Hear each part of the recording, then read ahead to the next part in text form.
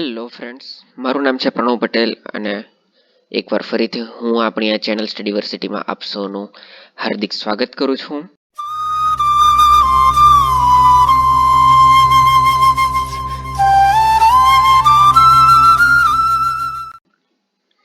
આપણે રાષ્ટ્રપતિ વિશે ચર્ચા કરી રહ્યા હતા અને આજે રાષ્ટ્રપતિનો અધ્યાય સમાપ્ત થાય છે, એટલે કે થઈ જશે થોડીક આજના લેક્ચરમાં.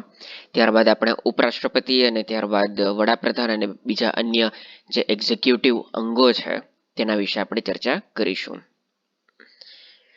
તો શરૂઆત કરીએ જેટલું થોડું બાકી રહેલું છે તેને લઈને. આજે કેટલાક અધર્સ પાવરની આપણે વાત કરીએ તે આપણે ઓલરેડી જોઈ જ ચૂકેલા છે લેજિસ્લેટિવ બોડીની અંદર, પણ એકવાર ફરીથી આપણે એટલું જોઈ લઈએ. બાકી આના વિશે આપણે ચર્ચા કરી જ ચૂકેલા છે. અધર પાવરની અંદર શું છે?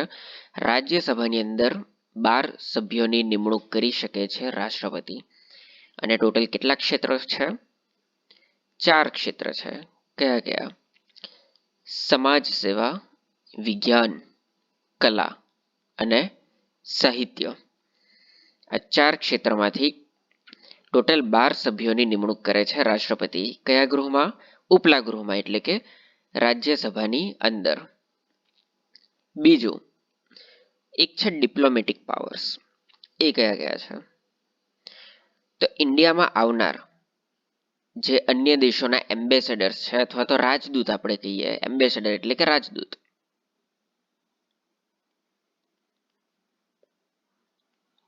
રાજદૂત ઇન્ડિયામાં જે અન્ય દેશોના, આપણે તમે ઘણીવાર મૂવીમાં એવું સાંભળેલું હોય છે કે ઇન્ડિયન એમ્બેસી, અમેરિકન એમ્બેસી, ત્યાં જે એમ્બેસી હોય છે તેની અંદર દરેક જેટલા પણ દુનિયામાં રાષ્ટ્રો છે જેમની સાથે આપણી રિલેશન્સ છે, ડિપ્લોમેટિક રિલેશન્સ, તેમના જે પ્રતિનિધિઓ આવે છે અને તે અહીં કામ કરે છે. તે જ રીતે જે અન્ય દેશોમાં આપણી પણ ઇન્ડિયન એમ્બેસી હોય છે તેની અંદર પણ આપણા ઇન્ડિયન એમ્બેસેડર કામ કરે છે. તો તેવા જે અન્ય દેશોના જેટલા પણ એમ્બેસેડર્સ આવે છે અહીં, તે આવનાર એમ્બેસેડર્સ અને બહાર જનાર જે આપણા ઇન્ડિયન એમ્બેસેડર છે એ તમામને રાષ્ટ્રપતિની અનુમતિ જરૂરી છે. એટલે કે જો કોઈ ઇન્ડિયન એમ્બેસીમાં અહીંથી બહાર મોકલવામાં આવે, ધારો કે તમે કોઈ યુપીએસસીની એક્ઝામ પાસ કરી, તમે લાગી ગયા ઇન્ડિયન ફોરેન સર્વિસની અંદર, તો એની અંદર બની શકે કે આગળ પ્રમોશન થઈને તમે એમ્બેસેડર બની જાઓ, ઇન્ડિયન એમ્બેસેડર, અને તમે જાઓ કે અન્ય દેશોમાં, તો ત્યારે તમારી જ્યારે ત્યાં ટ્રાન્સફર થાય છે અથવા ત્યાં તમને જ્યારે નિમણૂક અપાય છે ત્યારે રાષ્ટ્રપતિની મંજૂરી જરૂરી છે. બીજું કે જ્યારે બહારના દેશોના જ્યારે એમ્બેસેડર ઇન્ડિયામાં આવે છે ત્યારે પણ તેમને રાષ્ટ્રપતિની મંજૂરી જરૂરી છે. તો આ છે એક ડિપ્લોમેટિક પાવર રાષ્ટ્રપતિનો. તેના સિવાય છે ઇમરજન્સી પાવર્સ, એટલે કે આપણે જેને કહીએ છીએ ગુજરાતીમાં કટોકટી. આના વિશે આપણે અલગથી જ આખી ચર્ચા કરીશું, કારણ કે હજુ તમારે બીજી પણ ઘણા 1-2 જેટલા ટોપિક છે જે સમજવાના બાકી છે. તેમાંનું ખાસ એક છે ન્યાયતંત્ર, જેથી હમણાં તમે ઉપરથી આટલું જાણી લો કે ટોટલ કેટલી પ્રકારની કટોકટી હોય છે. તો 3 પ્રકારની કટોકટી હોય છે. આર્ટિકલ ટોટલ 4 છે, પણ આની અંદર 3 જ છે. વાંધો નહીં, બીજો એક આર્ટિકલ હું તમને જણાવી દઉં અને આ 3 કટોકટી વિશે આપણી ચર્ચા પાછળથી કરીશું જ્યારે આપણું ન્યાયતંત્ર કમ્પ્લીટ થશે. એક છે આર્ટિકલ 352 ના અંતર્ગત નેશનલ ઇમરજન્સી, એટલે કે રાષ્ટ્રીય કટોકટી. કઈ? રાષ્ટ્રીય કટોકટી.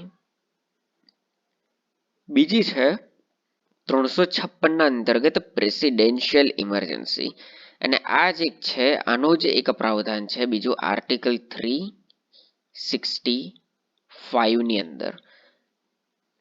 તો જો તમને કોઈ એક્ઝામમાં એવો સવાલ પૂછાય અને તેની અંદર આટલા 4 ઓપ્શન આપવામાં આવે, 352, 56, 60 અને 65, તો આ 4 આર્ટિકલ એવા છે કે જેની અંદર કટોકટીના પ્રાવધાનો છે, ઇમરજન્સીના પ્રાવધાનો છે.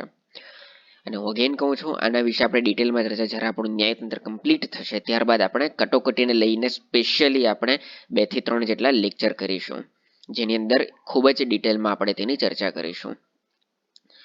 અને થર્ડ છે 360 ના અંતર્ગત ફાઇનાન્શિયલ ઇમરજન્સી. આની યાદ રાખવાની એક જ મેથડ છે, જેટલા પણ આર્ટિકલ છે દરેકની વચ્ચે 4-4 નો ગેપ છે. જુઓ, 352 પ્લસ 4 કરે એટલે 56 પ્લસ 4 કરે એટલે 60. 52, 56 અને 60. 52માં છે નેશનલ ઇમરજન્સી, ત્યારબાદ આવે છે પ્રેસિડેન્શિયલ એટલે કે રાષ્ટ્રપતિ શાસન, એ રાજ્યની અંદર લાગે છે રાષ્ટ્રપતિ શાસન. અને ત્યારબાદ અંતમાં આવે છે 360 એટલે કે ફાઇનાન્શિયલ ઇમરજન્સી. અને થેન્કફુલી, ફોર્ચ્યુનેટલી આજ સુધી આપણે ફાઇનાન્શિયલ ઇમરજન્સીને ફેસ કરવું નથી પડ્યું, જે ઘણી સારી વસ્તુ છે. કારણ કે એવું કહેવામાં આવે છે કે જો કોઈ પણ દેશમાં એકવાર ફાઇનાન્શિયલ ઇમરજન્સી લાગી જાય તો તે દેશ દુનિયામાં અન્ય દેશો કરતાં સીધો જ એપ્રોક્સિમેટલી 8 થી 10 વર્ષ જેટલો પાછળ ધકેલાઈ જાય છે. તેટલી ખરાબ અધોગતિ થઈ જાય છે તે દેશની. તો આ સારી વસ્તુ છે. એક સમય આવેલો હતો 1992ની અંદર, જ્યારે આપણે ફાઇનાન્શિયલ ઇમરજન્સી લાવવાની ખૂબ જ કગાર પર હતા. But a very very very big thankful to our, એટલે તે સમયના જે પણ આપણા પ્રાઇમ મિનિસ્ટર હતા, આપણા prime minister PV Narsinh Rao, અને તે સમયના જે આપણા ફાઇનાન્સ મિનિસ્ટર હતા શ્રી મનમોહન સિંહ, તેમની બુદ્ધિમત્તાના કારણે આપણે તેમાંથી બચી ગયેલા હતા. આપણે ચર્ચા કરીશું ડિટેલમાં, ફિલહાલ આટલું યાદ રાખો. ઓકે, તેના સિવાય બીજું આગળ જોઈએ. કેટલાક ફાઇનાન્શિયલ પાવર પણ છે. કેવા ફાઇનાન્શિયલ પાવર? મની બિલને લોકસભામાં રજૂ કરવાની જે જવાબદારી છે તે રાષ્ટ્રપતિની છે. આપણે જ્યારે સંસદ કરેલું હતું, યુનિયન પાર્લામેન્ટ જ્યારે આપણે કરેલું હતું, ત્યારે યુનિયન પાર્લામેન્ટની અંદર આપણે જોયેલું હતું કે મની બિલને લોકસભામાં રજૂ કરાવવાની જવાબદારી રાષ્ટ્રપતિની છે. રજૂ કરે છે કોણ? આપણા ફાઇનાન્સ મિનિસ્ટર. અને ત્યારે જ આપણે એ પણ જોયેલું હતું કે રજૂ કરાવવાની જવાબદારી રાષ્ટ્રપતિની. કેવી રીતે? તો રાષ્ટ્રપતિની મંજૂરી જરૂરી છે. એકવાર રાષ્ટ્રપતિ સાઇન કરે, મંજૂરી આપે, ત્યારબાદ જ મની બિલને લોકસભામાં રજૂ કરી શકાય છે. તેની આપણે ચર્ચા કરી ચૂકેલા છીએ. બીજી વસ્તુ, આપણા દેશનું જે કન્ટેન્જન્સી ફંડ છે, એટલે કે આપાતકાલીન નિધિ, એક આવે છે સંચિત નિધિ, એક આવે છે આપત્તિકાળ અથવા તો આપાતકાલીન નિધિ એટલે કે કુંજી, પૈસા. તેનો જે સંપૂર્ણ જે છે પાવર લેનદેનનો, તે છે રાષ્ટ્રપતિનો. તો આ શેના માટે? તો તમે જુઓ, આપણા દરેકના ઘરમાં પણ આપણને જોવા મળે છે કે તમે કદાચ પોતાના ઘરે જોયેલું હશે, તમારા મમ્મી પપ્પા સાથે વાત થતી હોય તો, કે ઘરની જે આવક છે તેનું અલગ અલગ જગ્યાએ તે લોકોએ ઇન્વેસ્ટમેન્ટ કરેલું હોય છે. કેટલીક જગ્યાએ એફડી બનાવેલી હોય છે, મ્યુચ્યુઅલ ફંડ હોય, શેર માર્કેટ હોય, કે પછી કોઈ રિયલ એસ્ટેટમાં કોઈ પણ જગ્યાએ આપણે ઇન્વેસ્ટમેન્ટ કરેલું હોય છે, અથવા તો ગોલ્ડમાં ઇન્વેસ્ટમેન્ટ કરેલું હોય. પણ છતાં પણ બેંકની અંદર 1 થી 1.5 લાખ કે પછી જે પ્રમાણે પોતાની હેસિયત હોય તે પ્રમાણે 25,000, 30,000 જેટલી પણ આવક હોય તે પ્રમાણેનું પોતાની એક લિમિટ પ્રમાણેનું પોતાનું જે બેસ્ટ હોય તેનું કેટલોક ફંડ બેંકમાં એમ જ કેશ સ્વરૂપે રાખેલો હોય છે. શા માટે? એટલા માટે કે બાય ચાન્સ કોઈક એવું પ્રોબ્લેમ આવી ગઈ જેમાં આપણને પૈસાની જરૂર પડે, તો જો આપણે રિયલ એસ્ટેટમાં કે કોઈ પણ જગ્યાએ ઇન્વેસ્ટમેન્ટ કરેલું હોય, મ્યુચ્યુઅલ ફંડમાં કરેલું હોય, શેર માર્કેટમાં કરેલું હોય, એફડીમાં કરેલું હોય, તો આપણને આપાતકાલીનમાં ધારો કે આપણને જોઈતું હોય, બની શકે કે આપણને જાહેર રજાના દિવસે જોઈતું હોય. માની લો કે આપણને શનિવારે અચાનક જરૂર પડે અને આપણને ખબર પડે કે આજે તો બેંક બંધ છે, આવતીકાલે પણ રવિવાર છે, બેંક બંધ રહેવાની, ત્યારબાદ પણ કદાચ કોઈ જાહેર રજા છે, બેંક બંધ રહેવાની. તેવા કેસમાં આપણને કેવી રીતે મળી શકે? જો આપણે ગોલ્ડમાં લઈએ, બની શકે ગોલ્ડના ભાવ ઉતરી જાય, અથવા બની શકે કે તે સમયે કંઈ પણ કારણસર આપણે ગોલ્ડમાંથી ફરીથી આપણે કેશમાં કન્વર્ટ નહીં કરાવી શકીએ, કંઈ પણ. તેથી આપણે કેશ સ્વરૂપે કેટલાકના ઘરે શું કહેવાય, એક લોકર હોય છે, તે લોકરની અંદર પણ રૂપિયા મૂકે છે. શા માટે? કારણ કે કોઈક એવા આકસ્મિક કારણોસર આપણને ત્યારે તત્કાલીન પૈસાની જરૂર પડે તો આપણે ઇઝીલી તે જ ક્ષણે એ રૂપિયા આપણે મેળવી શકીએ. આપણે કોઈ જગ્યાએ જવું નહીં પડે, આપણે કોઈની સમક્ષ હાથ ફેલાવવાની જરૂર નહીં પડે.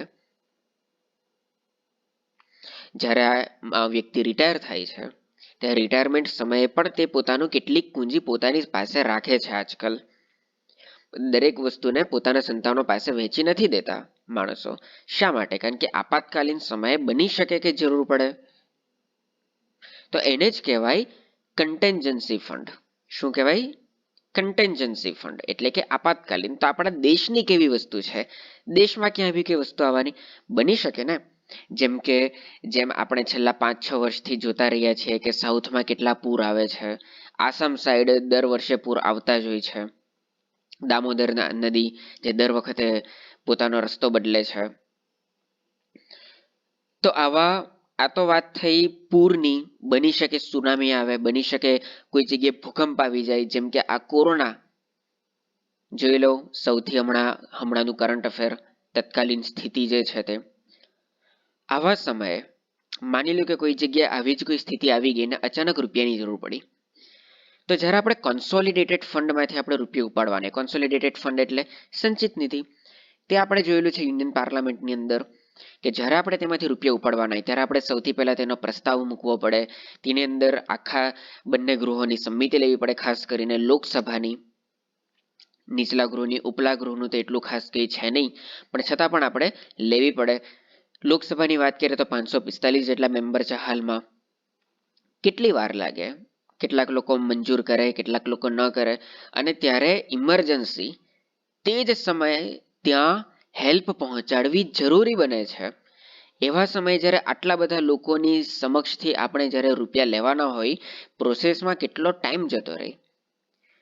એવા ક્ષણે બને તેવા ક્ષણે તે જરૂરી છે કે આ જે તમામ જે તેનું આ કેટલીક એવી પૂંજી આપણે રાખીએ કે જેના કરતા ધરતા ફક્ત એક વ્યક્તિના હાથમાં હોય. કારણ કે એક જ વ્યક્તિના હાથમાં હોય ત્યારે તે ફટાકથી દઈને તેને સાઇન કરી શકે છે અને ત્યાં રાતોરાત મદદ મોકલી શકે છે.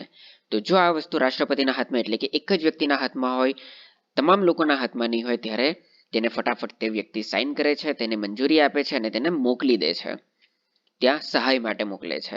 હા, એ વાત અલગ છે કે જ્યારે તમામ કામ પૂરું થાય છે ત્યારે તે જેટલી માની લો કે 50 કરોડની સહાય, 100 કરોડની સહાય, 200, 250, 300 કરોડની સહાય જે પણ કરવામાં આવે તેનો પણ હિસાબ રાખવો પડે છે. અને જ્યારે પણ તે સત્ર ચાલુ થાય છે ત્યારે તે સત્રની અંદર બતાવવું જરૂરી છે કે અહીંથી આટલી પર્ટિક્યુલર માની લો કે 200 કરોડની સહાય ગયેલી હોય તો આ છે તેનો તમામ હિસાબ કિતાબ, આ જોઈ લો.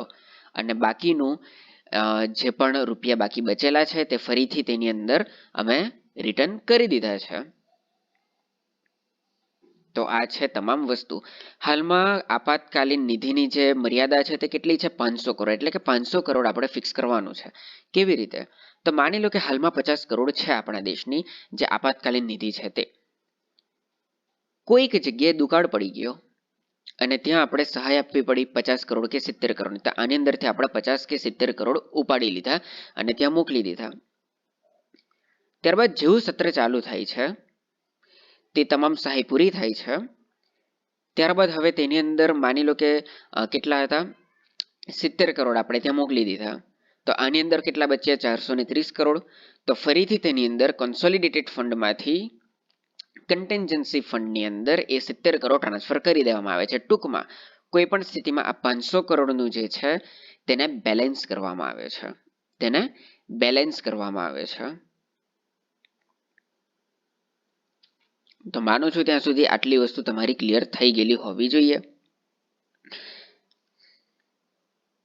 બીજી વસ્તુ કે જ્યારે ફાઇનાન્શિયલ ઇમરજન્સી આવે, આપણામાં જોયું ફાઇનાન્શિયલ ઇમરજન્સી, તેવા સમયે પણ જરૂરી નથી કે કોઈક કુદરતી આફત જ આવે, આવું પણ કંઈ હોઈ શકે.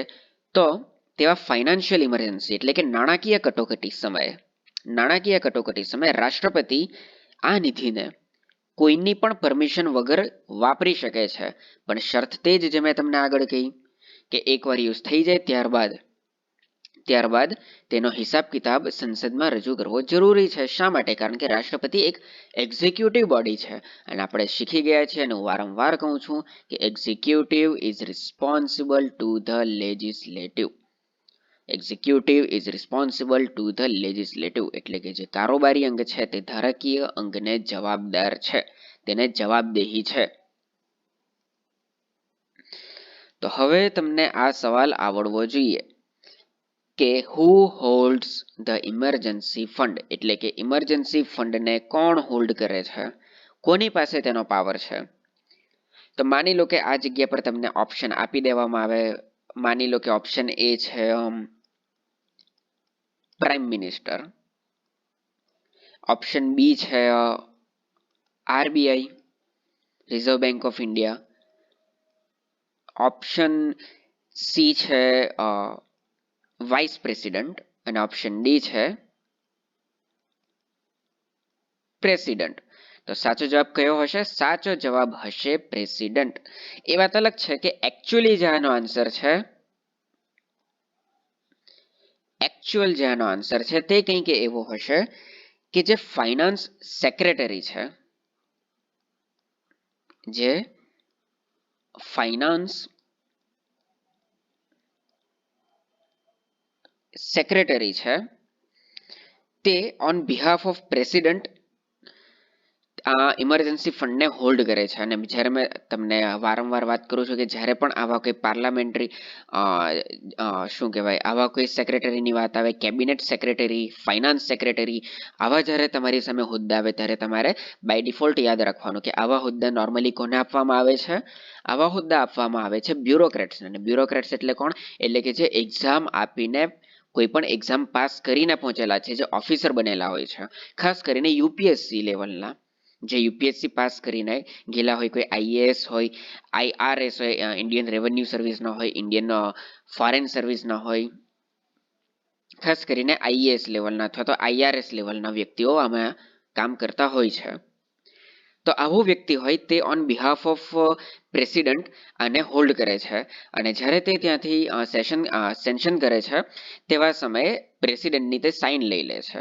એટલે આપણે એમ કહી શકીએ કે આખરી જે તેની અંદર નિર્ણય છે તેનો પાવર તો રાષ્ટ્રપતિ પાસે જ છે. પણ જો આપણે એક સ્ટેપ વધારે અંદર ઉતરીએ, આ એકચ્યુઅલી જે સબ્જેક્ટ છે તે તમારા ઇકોનોમિક્સમાં આવે છે. જો તમે ઇન્ડિયન ઇકોનોમી ભણતા હો અને તમારું તેની અંદર સારું હોય, જો તમે કોઈ કોમર્સના પણ સ્ટુડન્ટ હોય અને તમે આટલું ડિટેલમાં ભણેલું હોય તો તમને ખબર હશે કે ઓન બિહાફ ઓફ પ્રેસિડન્ટ આ જે ઇમરજન્સી ફંડ છે તેને કોણ હોલ્ડ કરે છે? તેનું જે તમામ મેનેજમેન્ટ છે લેવડ દેવડનું, તેનું તમામ બ્યુરો રાખે છે ફાઇનાન્સ સેક્રેટરી. પણ છતાં પણ તેના જે પણ કરતા ધરતા છે તે કહેવામાં આવે છે પ્રેસિડન્ટ, કારણ કે તેમની સાઇન વગર કંઈ પણ થતું નથી. કારણ કે ઓબ્વિયસલી આ વિચારવાની વાત છે કે માની લો કે કોઈ જગ્યાએ પણ આવી રીતના પૈસાની જરૂર પડી તો રાષ્ટ્રપતિ પોતે તો કંઈ હિસાબ કિતાબ લઈને નહીં બેસે ને, કે ઓકે મારે આટલા રૂપિયા આપવા છે, આટલા ત્યાં મોકલવા છે, આટલા આ જગ્યાએ મોકલવા છે. એવું તો પોસિબલ નથી ને. કોઈ એક વ્યક્તિ તો હોય છે જે તમામ વસ્તુ લે છે, તે દરેક વસ્તુનું મેનેજમેન્ટ કરી લે છે અને એક પેપર અથવા તો જે ફાઇલ હોય તે ફાઇલને રાષ્ટ્રપતિના ડેસ્ક પર પહોંચાડી દે છે. રાષ્ટ્રપતિ તેની ઉપર સાઇન કરે છે અને તે સેન્શન થઈ જાય છે. તો આ છે આપણે કન્ટિન્જન્સી ફંડ અથવા ફાઇનાન્શિયલ પાવર જે રાષ્ટ્રપતિના છે, જે આપણે જોઈ ચૂક્યા છે. એના સિવાય છે એક વિશેષાધિકાર. કયો છે? તો આર્ટિકલ 361 ની અંદર લખેલું છે કે પોતાના કાર્યકાળ દરમિયાન તેમના પર કોઈ પણ પ્રકારની ફોજદારી કાર્યવાહી થઈ શકે નહીં.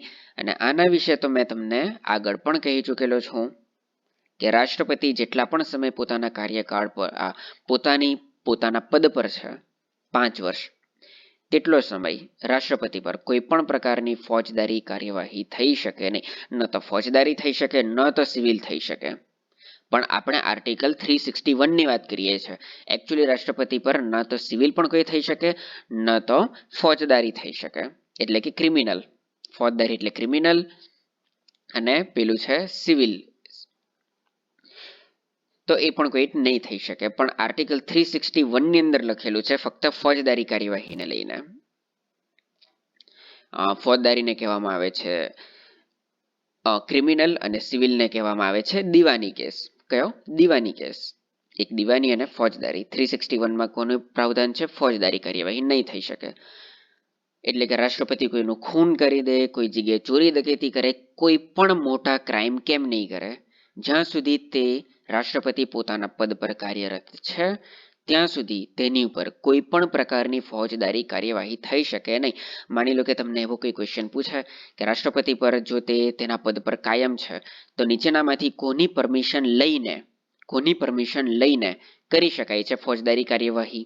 અથવા એવું પૂછી શકાય કે નીચેના વિધાનો ચકાસો, તેમાંથી એક વિધાન કંઈક એવું પણ હોય કે શું કહેવાય, વાઇસ પ્રેસિડેન્ટને 14 દિવસ કે 30 દિવસ પહેલા ઇન્ફોર્મેશન તેમને ઇન્ફો કરવામાં આવે છે, તેમને જણાવવામાં આવે છે કે રાષ્ટ્રપતિએ આવું ક્રાઇમ કર્યું છે અને ત્યારબાદ તેમની ઉપર ફોજદારી કાર્યવાહી કરવામાં આવે. કંઈ પણ આવે, જવાબ છે રોંગ.